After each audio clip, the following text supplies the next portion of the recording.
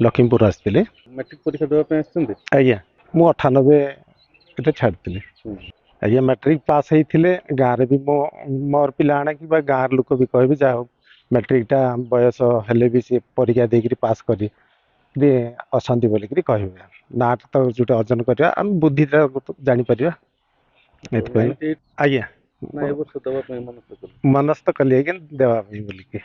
ଆଉ ପ୍ରିପାରେସନ କେମିତି ଅଛି? ଭଲ ଅଛି ଆଜ୍ଞା, ନିଶ୍ଚିତ ଭାବରେ ମୁଁ ପାସ୍ କରିବି ବୋଲି ଆଶା କରୁଛି।